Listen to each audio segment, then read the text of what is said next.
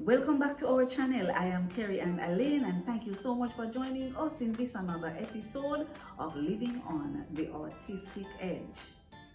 Today we will be sharing with you tips on how to teach children articulation. Now, this doesn't have to be a child that is on the spectrum, it can be any child. So, and any child that has language disorder, phonological disorder, and all those kind of disorder.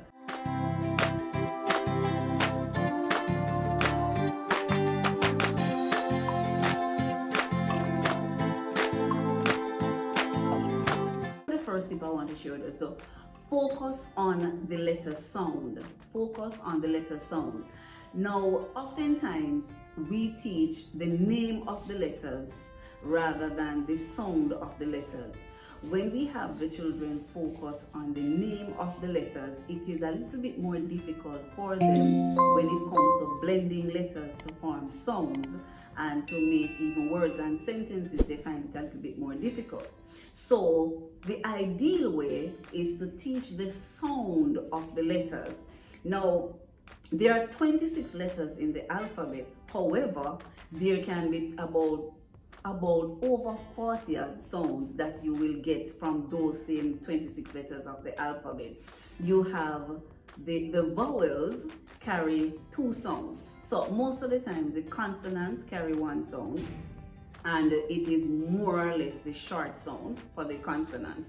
Now for the vowels, they are likely to carry 2 sounds. So you have the short sound and you have the long sound. So for example, the A has a sound, and depending on how it is used in the word, and there are rules to this English game, of course, you can have A saying its name, so it's pronounced A. So A is a pronunciation and A is a pronunciation. All right, so the vowels will carry 2 sounds. It gets a little more complicated now when you start getting the blends. So you have, for example, SH is a blend. BL is a blend. So SH, for example, shut or shop. BL, those are blended sounds. You refer to them as blue, black, and you have other blended sounds like a CL, CH, and those, etc. So all those sounds coming together, if you really analyze, you can get over 40 sounds from the 26 letters of the alphabet. All right, quite a bit, right? Now, when you teach the children sounds, it is easier for them to blend the words, and it helps with the pronunciation, and it also helps with their reading skills. So focus on the sound of the letter when we are teaching the articulation. Practice words. Practice words. Keep practicing words. Words that you find your child is having difficulty with, help them with the break it down into the letter pronunciation and then practice the words, right? So just make a list of words, and if you look at this video that we did last week, you will see us doing a little word practice in there. So Alex was able to say these words, and we do like a word drill. So you just give him the words, and this also will help with the imitation skills, because what it means, when you say things or the way you form your lips for them to make the pronunciation correctly, you will find that if they are able to mimic what you are doing, that is what you call imitation. So if they are able to imitate what you are doing, that is excellent. You need that imitation skills to be on par for them to be doing well in speech therapy. So there are 2 things you're getting out there at the same time. You're getting out the articulation and you're getting them to practice the imitation skill. Now, you don't have to be in a formal setting to do any of this articulation practice that helps with speech therapy. You don't have to be in a formal setting. You can do this in your car. You can do it when you're playing, when you're in the bathroom, when you're in the kitchen, and just about anywhere. Just be flexible and have fun with the words. So keep practicing your difficult words.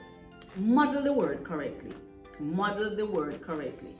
Try to avoid repeating the incorrect pronunciation that you hear the children with. So sometimes the children will say the word and it may sound a little bit funny. Yeah, we have fun with this. Oh, did he just say school? Instead of saying school, he said cool. All right. But don't dwell on the wrong pronunciation. Once you hear the pronunciation and it didn't come across correctly, immediately try to reinforce the correct pronunciation, and they will kind of get into the groove of trying to say the word correctly. So just get into the habit of, once you hear the word pronounced incorrectly, try to get into the habit of doing the correct pronunciation with them. Reading is also a great way to pronounce words. Let them practice reading. Have your reading time with your child, and this will also help with practicing the word. So next, build conversations. Now, build conversations with your child. This is a great way to practice or to teach articulation, or to practice articulation, whichever. A great conversation starter is to talk about an object. So if you see them with a water bottle, build a little conversation about the water bottle, or build a little conversation about water. A great way to do it is find things around the house to talk about. So if you're in the kitchen, you're washing the dishes, and here you're washing the knife, we talk about the knife. What can we use the knife for? Teach them what not to touch about the knife, when to use the knife, and all of those little appropriate safety things about the knife. And in using these objects around the house, what you do is to reinforce the pronunciation of these objects.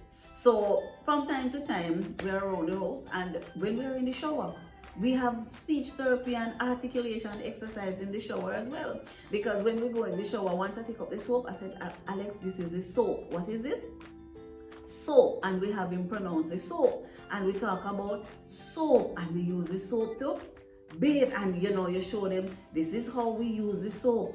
This is the way we use the soap. Use the soap. And right. And what are we rubbing the soap on?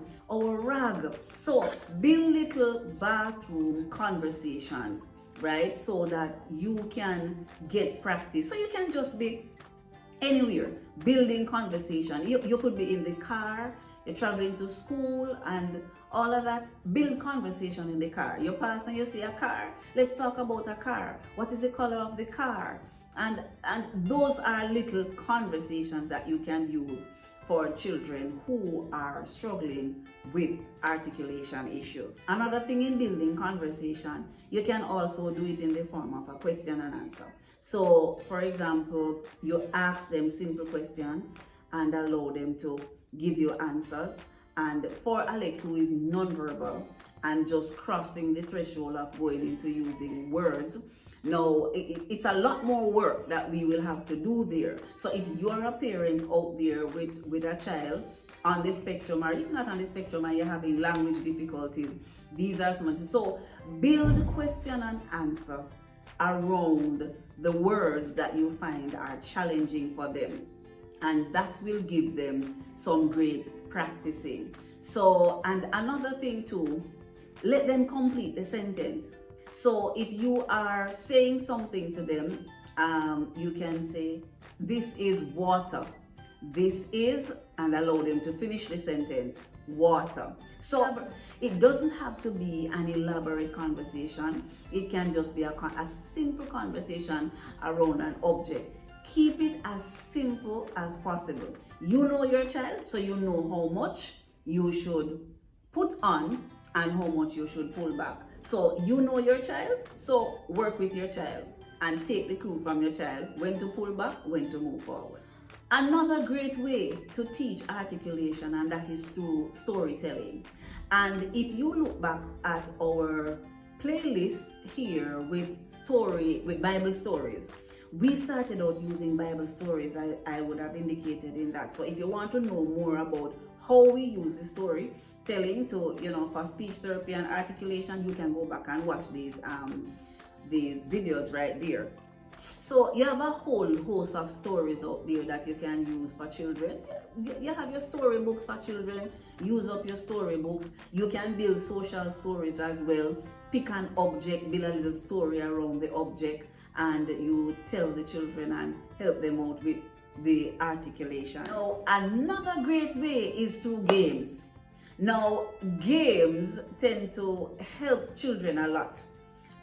You have word games, for example, and you have a whole host of word games that you can use, and you will see us using games in some of our exercises. And whenever I use a game or whichever activity that we have done, I would normally give you a little indication of what objective we are trying to cover in that activity. So last but not least, songs are also a great way for teaching children how to articulate better, and especially if the songs are action songs, right? So you have songs like If You're Happy and You Know It, Say Amen, Round the Walls of Jericho, Old MacDonald Has a Farm, and some of those little nice little nursery rhymes that carry a lot of actions with it. Then what you'll find is that they will participate, they'll be engaged.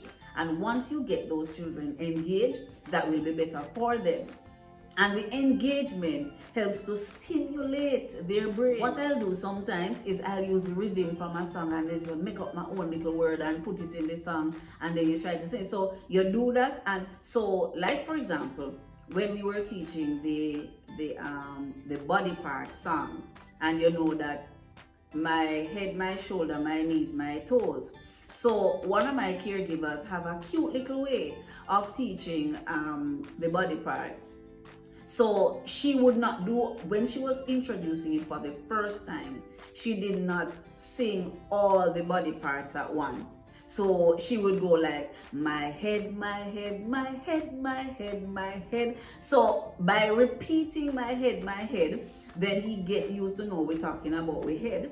What we want you to learn is the head. We want you to learn how to pronounce head, and we want you to be able to identify your head. So you put in your own spin to it. Be creative.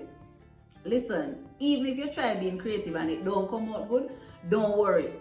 Remember, as we talked about in our last video last week, you're gonna have trial and errors. But if you keep pressing on, keep repeating, keep practicing, one of the days you're gonna have trial without error, right? Which means you get it. So just be creative in your songs, be creative in your ideas, talk to your children, be creative, keep practicing, talk to your children, use every single opportunity, every single encounter with your child, make it a learning moment.